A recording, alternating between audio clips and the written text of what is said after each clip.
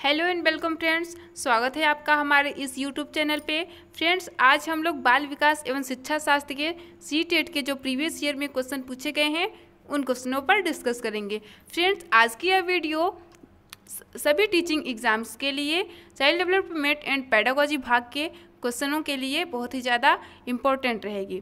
Friends, जो teaching exam जैसे कि KVS, NVS, UP TET, super TET, MP TET, B TET, all teaching exam जो होते हैं ना, उन एग्ज़ाम्स में जो चाइल्ड डेवलपमेंट एंड पेडागोजी है बहुत ही ज़्यादा महत्वपूर्ण सब्जेक्ट है और सभी टीचिंग एग्ज़ाम के लिए बहुत ही ज़्यादा हेल्पफुल होने वाली है आज की यह वीडियो। चलते हैं अपने क्वेश्चन को डिस्कस करते हैं, है ना।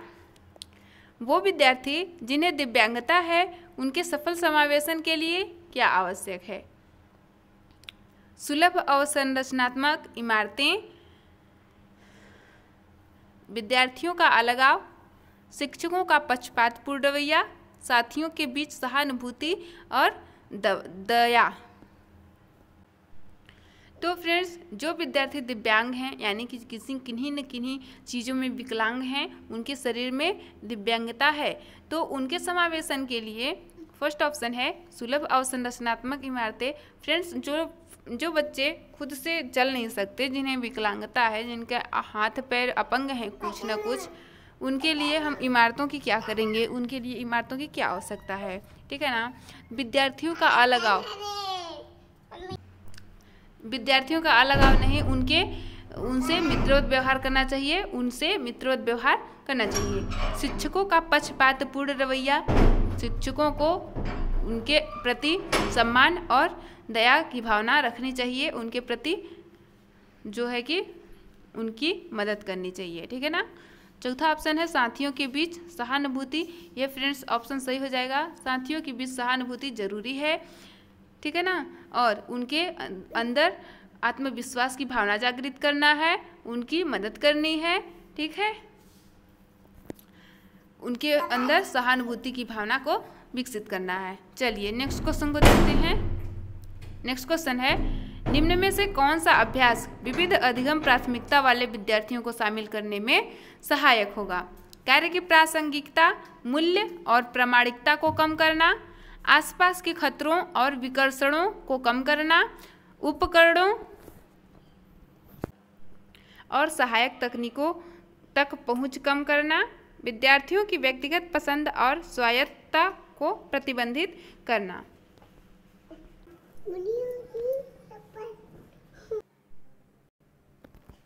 तो इसका सही आंसर जो हो जाएगा कि आसपास के खतरों और विकर्षणों को कम करना, ठीक है ना। चलते हैं नेक्स्ट क्वेश्चन देख लेते हैं।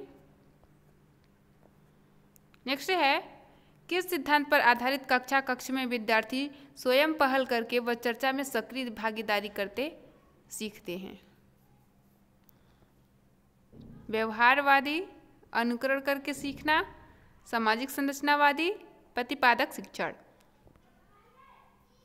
तो फ्रेंड्स, अगर विद्यार्थी समूह में चर्चा करके सीखें, ठीक है ना, और उनकी सक्रिय भागीदारी हो, यह इस प्रकार के कक्ष को सामाजिक संरचनावादी कक्षा कक्ष कहा जाता है। बच्चे जो होते हैं डिस्कस करते हैं, चर्चा करते हैं, सामाजिक ग्रुप में सीखते हैं। चलिए नेक्स्ट क्वेश्चन है, सार्थक अधिगम मुख्य रूप से ज्ञान को ज्यों का त्यों उत्पन्न करता है, तब होता है जब विषय वस्तु को गैर संदर्भित किया जाता है, तब होता है जब सक्रिय रूप से विद्यार्थियों के अधिगम को नियंत्रित करते हैं, में विश्लेषण, समालोचनात्मक सोच तथा समस्या समाधान की प्रक्रिया शामिल है। तो जो सार्थक अधिगम होता है ना दोस्तों, उसमें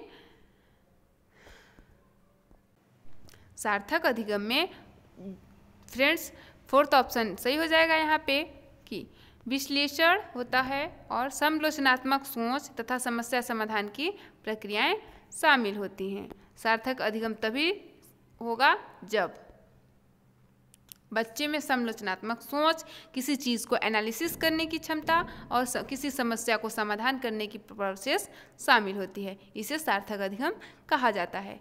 चलिए नेक्स्ट क्वेश्चन है,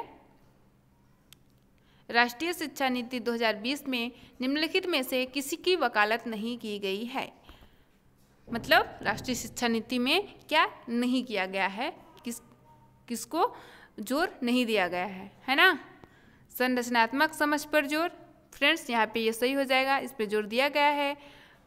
योगात्मक मूल्यांकन, थर्ड है पाठ्यक्रम में वृद्धि, प्रौद्योगिकी के उपयोग में कमी। तो फ्रेंड्स यहाँ पे जो है ना योगात्मक मूल्यांकन पर भी जोर दिया नहीं गया है, ठीक है। पाठ्यक्रम में वृद्धि करके बोझ नहीं डालना है ना। प्रौद्योगिकी के उपयोग में कमी, यहाँ पे कमी बता रहा है, लेकिन हमें 2020 राष्ट्रीय शिक्षा नीति में प्रौद्योगिकी टेक्नोलॉजी के प्रयोग को ज़्यादा से ज़्यादा मतलब स्वतंत्र और प्रभावी बनाना है, ठीक है ना। इस पर जोर दिया गया है। तो हमारा जो है कि सेकेंड, थर्ड और फोर्थ ऑप्शन सही हो जाएंगे। चलिए ऑप्शन में देखते हैं कौन से इन तीनों को कवर कर रहा है। तो यहाँ पे फोर्थ ऑप्शन सही हो जाएगा। चलिए नेक्स्ट क्वेश्चन है, निम्नलिखित में से कौन सा युग्म प्रतिक्रिया और लक्ष्य अभिविन्यास का सही मिलाप है। किसी विशेष रुचि के क्षमता के में सुधार के लिए कार्यपत्रक करना, महारत हासिल करने की दिशा में उन्मुख लक्ष्य, नकद पुरस्कार जीतने के लिए परीक्षा की तैयारी, परिहार उन्मुख प्रदर्शन लक्ष्य, कक्षा में प्रथम स्थान प्राप्त करने के लिए किसी विषय की अतिरिक्त कक्षाएं लेना, परिहार उन्मुख निपुणता लक्ष्य, दूसरों से पिछड़ा प्रदर्शन न करने के लिए कड़ी मेहनत करना, प्रदर्शन की दिशा में उन्मुख लक्ष्य। तो फ्रेंड्स यहाँ पे जो है कि फर्स्ट ऑप्शन सही हो जाएगा। किसी विशेष रुचि के क्षेत्र में क्षमता में सुधार के लिए कार्यपत्रक करना, यानी कि बच्चा अपनी रुचि के अकॉर्डिंग किसी चीज़ को सीख रहा है, वह उनके क्षेत्र में जिस चीज़ को सीख रहा है उस क्षेत्र में, उस सब्जेक्ट में, उस कॉन्सेप्ट में वह महारत हासिल करने की कहीं ना कहीं से कोशिश कर रहा है। चलिए नेक्स्ट क्वेश्चन देखते हैं। विद्यार्थियों के अधिगम को सुसाध्य करने के लिए एक शिक्षिका को निम्नलिखित में से किस पर ध्यान देना चाहिए। परीक्षाओं के प्रति भय पैदा करना, रटकर याद करने पर बल देना, निष्क्रिय सुनने को बढ़ावा देना, बच्चों के पूर्व ज्ञान के संबंध से जोड़ना। तो फ्रेंड्स यहाँ पे जो फोर्थ ऑप्शन है वह सही हो जाएगा। उनके अधिगम को सुसाध्य करने के लिए, उनके लर्निंग में सुधार करने के लिए जो है कि जो पिछला ज्ञान है ना उनके पिछले ज्ञान से नए ज्ञान को जोड़ के सिखाएंगे तो बच्चे का अधिगम अच्छे से सुसाध्य होगा, है ना। चलते हैं नेक्स्ट क्वेश्चन देख लेते हैं। नेक्स्ट क्वेश्चन है, निम्नलिखित में से कौन सा विद्यार्थियों द्वारा निर्मित भ्रांतियों से निपटने के लिए एक रचनात्मक दृष्टिकोण है। रटने और याद करने के लिए बहुत सारी विषय वस्तु देना, ऐसी परिस्थितियां बनाना जहां गलत धारणाएं विषय व्यक्त करना प्रतिबंधित हो, भ्रांतियों के प्रत्युत्तर हेतु प्रयोग और अवलोकन के अवसर देना, भ्रांतियों की पूर्व मान्यताओं और वैकल्पिक अवधारणाओं को अनदेखा करना। तो फ्रेंड्स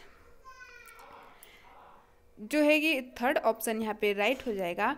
भ्रांतियों के प्रत्युत्तर हेतु प्रयोग और अवलोकन के अवसर देना, वह अपनी भ्रांतियों के बारे में समझ विकसित कर सकें, अपनी भ्रांतियों को समझ सकें कि कहाँ पे भ्रांति हो रही है, उनको सही सिद्ध करने के लिए, उनको सही प्रूफ करने के लिए उन्हें हमें अवलोकन करने के अवसर देने हैं, और जिससे वह बच्चा अवलोकन करेंगे, देखेंगे, उसके अनुसार अपनी भ्रांतियों में संशोधन करेंगे कि ये नहीं, इस तरह से ऐसे कुछ हो रहा है, ठीक है। तो उनको जो उनके अंदर भ्रांतियां हैं उन्हें सुधार करने और जो रियलिटी है उनके बीच संशोधन किया जा सकता है। चलिए नेक्स्ट क्वेश्चन है, निम्नलिखित में से क्या विद्यार्थियों के बीच किसी कार्य की संरचनात्मक समझ को सुसाध्य करने में सहायक है। प्रतियोगिता, चर्चा और संवाद, वेधन और अभ्यास, दंड। तो फ्रेंड्स बच्चों में संरचनात्मक समझ को जो सुसाध्य करने वाला कॉन्सेप्ट है ना वह चर्चा और संवाद। चर्चा और संवाद के द्वारा ही किसी भी बच्चे में, किसी भी छात्र में अधिगम को, संरचनात्मक समझ को सुसाध्य करने में सहायता मिल सकती है। हम किसी भी चीज़ को चर्चा और संवाद के माध्यम से सिखाएंगे ना तो बच्चे उसमें ज़्यादा इन्वॉल्व होंगे और सक्रिय रूप से सीखेंगे। चलिए नेक्स्ट क्वेश्चन है, प्रभावी अधिगम हेतु एक शिक्षिका को विद्यार्थियों में को सक्रिय करना चाहिए। क्षमता को स्थायी मानने की धारणा, क्षमता के वृद्धिशील होने की धारणा, प्रतिस्पर्धा की भावना, हीनता की भावना। यहाँ पे क्वेश्चन पूछा है कि प्रभावी अधिगम हेतु शिक्षिका को विद्यार्थियों में क्या सक्रिय करना चाहिए, ठीक है ना। तो क्षमता को स्थायी मानने की धारणा नहीं, गलत हो जाएगा। क्षमता के वृद्धिशील होने की धारणा, यहाँ पे फर्स्ट ऑप्शन सेकेंड ऑप्शन सही हो जाएगा। उनकी जो क्षमता है वह वृद्धिशील होने की ऐसी सोच उनमें डालनी है, ठीक है, जिससे कि उनके अधिगम में सक्रिय रूप से सीखने को अवसर मिलेगा, है ना।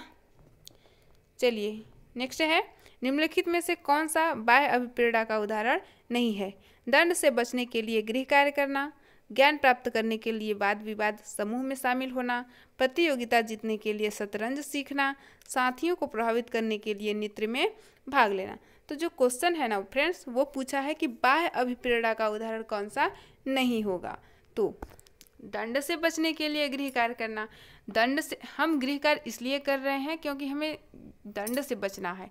तो ये कहीं ना कहीं बाहर से प्रेरित हो रहा है, बच्चा बाहर से प्रेरित हो रहा है कि हमें दंड नहीं मिलना है, जिसकी वजह से हमें गृह कार्य करना होगा। तो उसकी प्रेरणा कहीं ना कहीं से बाहर से आ रही है ना, तो यहाँ पे गलत हो जाएगा, क्योंकि क्वेश्चन हमारा क्या बाहरी अभिप्रेरणा नहीं है पूछा है, ठीक है, ध्यान रहे। ज्ञान प्राप्त करने के लिए वाद विवाद समूह में शामिल होना, तो यहाँ पे सेकेंड ऑप्शन जो है वो राइट हो जाएगा, क्योंकि ज्ञान प्राप्त करना इसलिए हम वाद विवाद में बच्चा शामिल हो रहा है। तो कहीं ना कहीं ज्ञान प्राप्त करना, वो आंतरिक रूप से उसको जिज्ञासा है कि हम उस चीज़ में ज्ञान प्राप्त करना चाहते हैं, इसलिए वह किसी भी चीज़ वाद विवाद में वह शामिल हो रहा है। तो यह कहीं ना कहीं आंतरिक अभिप्रेरणा का उदाहरण है, बाह्य अभिप्रेरणा का उदाहरण नहीं है, इसलिए सेकेंड ऑप्शन सही हो जाएगा। प्रतियोगिता जीतने के लिए शतरंज सीखना, प्रतियोगिता इसलिए जीता जा रहा है, मतलब शतरंज इसलिए सीखा जा रहा है क्योंकि उसको प्रतियोगिता में जीतना है। जीतना है मतलब कहीं ना कहीं ये बाहर से आ रही है प्रेरणा, ठीक है ना। चौथा है, साथियों को प्रभावित करने के लिए नृत्य में भाग लेना। हम साथियों को प्रभावित अपनी ओर आकर्षित करना चाहते हैं, इसलिए नृत्य में भाग ले रहे हैं। तो यह बाहरी रूप से कहीं ना कहीं प्रेरित हो रहा है बच्चा, ठीक है। तो इसका फर्स्ट सेकेंड ऑप्शन सही हो जाएगा, बाह्य अभिप्रेरणा का यह उदाहरण नहीं है, ठीक है ना। चलिए लास्ट क्वेश्चन है, के इस्तेमाल से विद्यार्थियों की उपलब्धि में होने की भावना है। प्रासंगिक पाठ्यक्रम कमी, शिक्षार्थी केंद्रित शिक्षा शास्त्र कमी, सामाजिक सहयोग वृद्धि, सामाजिक बहिष्कार सुधार। तो यहाँ पे थर्ड ऑप्शन सही हो जाएगा, ठीक है। हम सामाजिक सहयोग के इस्तेमाल से विद्यार्थियों की उपलब्धि में वृद्धि को ला सकते हैं। अगर हम बच्चे को सामाजिक सहयोग मतलब समाज के द्वारा, समाज से मतलब समाज में इन्वॉल्व करके बच्चे को सिखाएंगे तो उनके सीखने की प्रक्रिया में वृद्धि होगी, ठीक है। उनके सामाजिक सांस्कृतिक वातावरण से जोड़कर पारस्परिक क्रिया करा के सिखाएंगे तो उनकी सीखने की प्रक्रिया में वृद्धि होगी, ठीक है। तो फ्रेंड्स अब हम यहीं पे एंड करते हैं। आई होप कि यह वीडियो बहुत ही ज़्यादा हेल्पफुल रही होगी, ठीक है। मिलते हैं नेक्स्ट वीडियो में, तब तक के लिए टेक केयर, धन्यवाद।